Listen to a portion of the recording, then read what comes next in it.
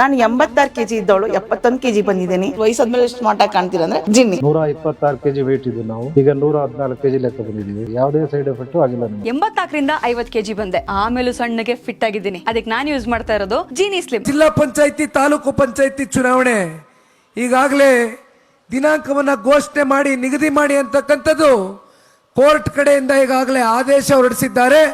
ಆದರೆ ಸರ್ಕಾರಕ್ಕೆ ಒಳಗಡೆ ಧೈರ್ಯ ಇಲ್ಲ.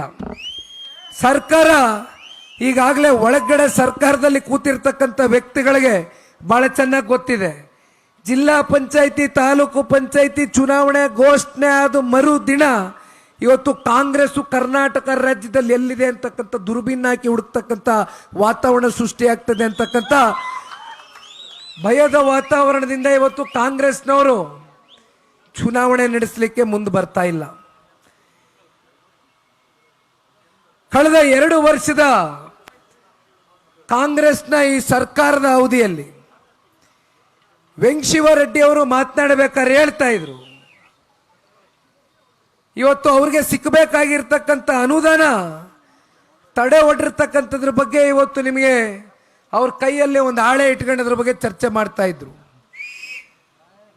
ಇದು ವೆಂಕಟಶಿವರೆಡ್ಡಿ ಅವರ ಪರಿಸ್ಥಿತಿ. ಆದರೆ ಇನ್ನು ಕಾಂಗ್ರೆಸ್ನವರ ಪರಿಸ್ಥಿತಿ ನೀವು ಕೇಳಬೇಕು. ಇಷ್ಟು ದಿನ ಪಾಪ ಹೆಂಗೋ ತಡ್ಕೊಂಡಿದ್ರು, ಎಲ್ಲೋ ಹಿಂದೆಗಡೆ ಕೂತ್ಕೊಂಡಾಗ ಮಾತಾಡ್ಕೊಳ್ಳೋರು. ಈಗೇನಾಗ್ಬಿಟ್ಟದೆ, ಜನ ಎಲ್ಲ ಕಡೆ ಓಟ್ ಹಾಕಿ ಗೆಲ್ಲಿಸಿ 2 ವರ್ಷ ಆಗದೆ. ಜನ ಓದಲ್ಲಿ ಬಂದಲ್ಲಿ ಅಲ್ಲಪ್ಪ 136 ಜನ ಶಾಸಕರನ್ನ ಕೊಟ್ಟಿದ್ದೀವಿ, ಇದಕ್ಕಿಂತ ದೊಡ್ಡ ಬಹುಮತದ ಸರ್ಕಾರ ಇನ್ನೇನು ಕೊಡ್ಲಿಕ್ಕಾಗ್ತದೆ ರಾಜ್ಯದ ಜನತೆ? ನಿಮ್ಮ ಯೋಗ್ಯತೆಗೆ 10 ರೂಪಾಯಿ ಪುಡಿಗಾಸ್ ತಗೊಂಡು ಬಂದು ಕ್ಷೇತ್ರದ ಅನುದಾನಕ್ಕೆ ಇವತ್ತು ನೀವು ಒಂದು ರಸ್ತೆ ಒಂದು ಚರಂಡಿ ಮಾಡಿಸ್ತಕ್ಕಂಥ ಒಂದು ಕೆಲಸ ಮಾಡೋಕ್ಕಾಗದೇ ಇರ್ತಕ್ಕಂಥವ್ರು ನೀವು ಕಾಂಗ್ರೆಸ್ನ ಶಾಸಕರ ಅಂತ ಜನ ತೂಚಿ ಅಂತ ಇವತ್ತು ಬೀದಿಲಿ ಉಗಿತಾವ್ರೆ. ವೆಂಕಟಶಿವರೆಡ್ಡಿ ಅವ್ರ ಪರಿಸ್ಥಿತಿ ಅಲ್ಲ ಇದು. ಮತ್ತೆ ನಾನು ಇನ್ನೊಂದು ಮಾತು ಹೇಳಬೇಕು. ಇತ್ತೀಚೆಗೆ ಒಂದು 2 ತಿಂಗಳು ಪೂರ್ವದಲ್ಲಿ ಹಿಂದೆ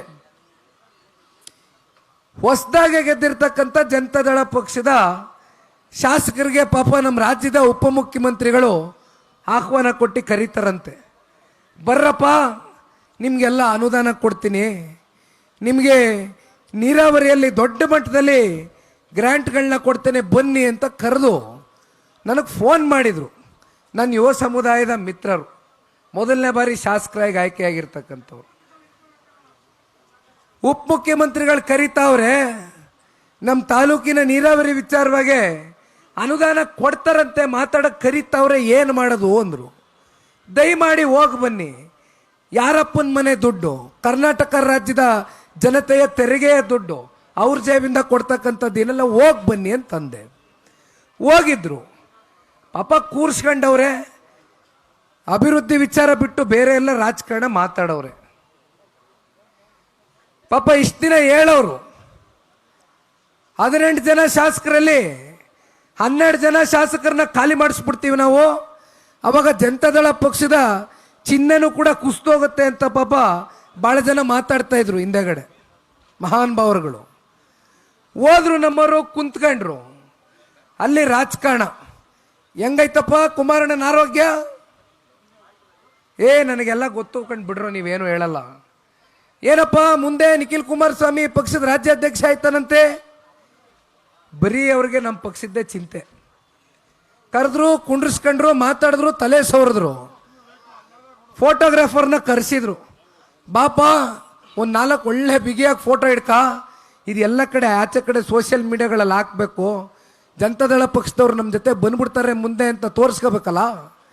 ಪಾಪ ಕೈಯಲ್ಲಿ ನಮ್ಮ ಶಾಸಕರಿಗೆ ಅರ್ಜಿ ಇಟ್ಕೊಂಡು ಒಂದು ಫೋಟೋ ಕೊಡಿಸ್ಬಿಟ್ರು. ನಾನು ನಮ್ಮ ಶಾಸಕ ಮಿತ್ರರು ಕೇಳಿದೆ, ಅಲ್ಲ 2 ತಿಂಗಳಾಯ್ತಲ್ರಪ್ಪ ನೀವು, ಅದೆಂಥದೋ KR ಪೇಟೆಗೆ 80 ಕೋಟಿನೋ 90 ಕೋಟಿನೋ ಕೊಡ್ತೀನಿ ಅಂತ ಹೇಳಿದ್ರು, ಇನ್ನೆಲ್ಲೋ ನಮ್ಮ ಹುಣಸೂರು ಹರೀಶ್ ಅವ್ರಿಗೆ 150 ಕೋಟಿ ಕೊಡ್ತೀನಿ ಅಂತ ಹೇಳಿದ್ರು, ಬತ್ತ ಅಂತ ಕೇಳಿದೆ. ಸರ್ ಎಲ್ಲಿ ಸರ್ ಬರ್ತದೆ, ಬಂತು ಫೈನಾನ್ಸ್ನಲ್ಲಿ ಕ್ಲಿಯರೇ ಆಗಲಿಲ್ಲ, ರಾಜ್ಯದ ಮುಖ್ಯಮಂತ್ರಿಗಳು ಮತ್ತೆ ವಾಪಸ್ ಕಳಿಸವ್ರೆ ಅಂತಂದರು. ಅಲ್ಲರೇ ಉಪಮುಖ್ಯಮಂತ್ರಿಗಳೇ, ನಿಜವಾಗ್ಲೂ ನೀವು ನಮ್ಮ ಶಾಸಕರಿಗೆ ಅನುದಾನ ಕೊಡಬೇಕು ಅಂತಕ್ಕಂಥದ್ದು ನಿಮ್ಮ ಮನಸ್ಸಲ್ಲಿದ್ದರೆ ದಯಮಾಡಿ ಮುಂದುವರಿಸಿ. ಆದರೆ ಇವತ್ತೇನಾಗಿದೆ ಪರಿಸ್ಥಿತಿ? ಏನು ಹೇಳವ್ರೆ ಕಾಂಗ್ರೆಸ್ನ ಬಿ ಆರ್ ಪಾಟೀಲ್ರು, ಏನು ಹೇಳವ್ರೆ ಕಾಂಗ್ರೆಸ್ನ ಕಾಗೆ ಅವರು, ಏನು ಹೇಳವ್ರೆ ಕಾಂಗ್ರೆಸ್ನ ಮೊಳಕಾಲ್ಮೂರು ಶಾಸಕರು? ಬೀದಿಲ್ ಜನ ತೂಚಿ ಅಂತ ಉಗಿತಾವ್ರೆ. 2 ವರ್ಷದಲ್ಲಿ ಕೇವಲ 10 ಕೋಟಿ ಕೊಟ್ಟಿದ್ದೀರಿ, ಮೂಗಿಗೆ ತುಪ್ಪ ಸೌರ್ದಂಗೆ ಸೌರ್ ಕಳಿಸಿದ್ದೀರಿ. ನಾವು ಏನಂತ ಉತ್ತರ ಕೊಡೋಣ, ಏನಂತ ಮಖ ತೋರಿಸೋಣ ಜನಗಳಿಗೆ? ಜನ ಬೀದಿಲಿ ಉಗಿತಾವ್ರೆ ಅಂತ ಜನತಾದಳದವ್ರು ಹೇಳ್ತಾ ಇರೋದಲ್ಲ. ವೆಂಕಟೇಶ್ವರಣ್ಣ ಏನು ಸಿಗಲ್ಲ. ಜನರ ಪ್ರೀತಿ ನೀವು ಪ್ರತಿನಿತ್ಯ ಕ್ಷೇತ್ರದಲ್ಲಿದ್ದು ಉಳಿಸ್ಕೊ ಹೋಗ್ಬೇಕಷ್ಟೇ, ಬೇರೆ ಇನ್ನೇನು ಸಿಗಲ್ಲ. ಕಾಂಗ್ರೆಸ್ನವರಿಂದ ಇನ್ನೇನು ನೀವು ಅವರೇ ಆಸ್ತಿ.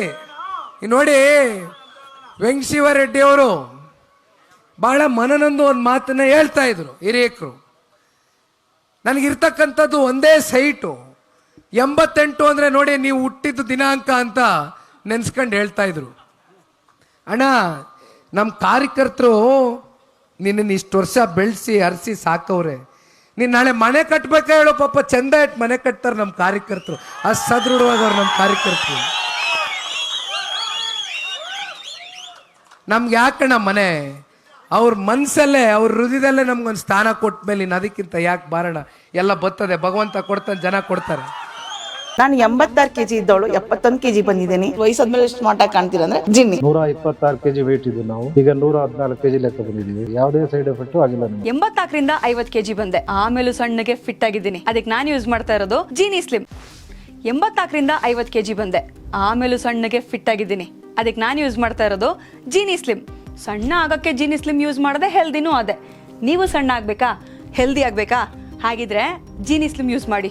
ಹೇ, ಸಣ್ಣ ಆಗೋದಕ್ಕೆ ಯಾವುದೋ ಪ್ರಾಡಕ್ಟ್ ಹೇಳ್ತಾ ಇದ್ದಾಳೆ, ಏನಾದರೂ ಸೈಡ್ ಎಫೆಕ್ಟ್ಸ್ ಇದೆ ಅಂತ ಯೋಚನೆ ಮಾಡ್ತಾ ಇದ್ದೀರಾ? ಖಂಡಿತ ಇಲ್ಲ, ಯಾಕಂದರೆ ಇದು ಕೆಮಿಕಲ್ ಫ್ರೀ. ಸಣ್ಣ ಆಗಬೇಕು ಅಂದರೆ ಜೀನಿ ಸ್ಲಿಮ್ ಯೂಸ್ ಮಾಡಿ. ಹೆಚ್ಚಿನ ಮಾಹಿತಿಗೆ ಕೆಳಗೆ ಡಿಸ್ಪ್ಲೇ ಆಗ್ತಿರೋ ನಂಬರ್ಗೆ ಕಾಲ್ ಮಾಡಿ.